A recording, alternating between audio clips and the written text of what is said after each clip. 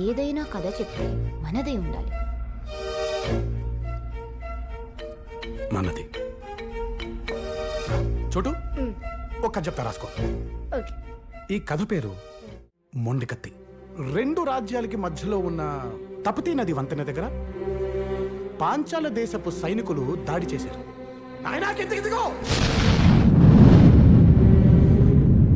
ఆ దాడిలో రాఘవుడి తండ్రి నాగార్జునుడు మరణించాడు.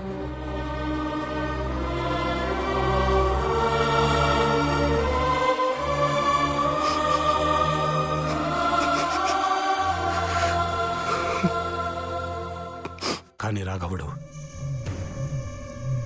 తన ఒంటిపై పడాల్సిన కత్తిని సగానికి విరిచి మొండి కత్తితో తపతీ నదిని దాటి అక్కడే దగ్గరలో గడ్డి పొదల్లో ఉన్న బసవేశ్వరుడి కంఠంలో ఈ మొండి కత్తిని దించాడు.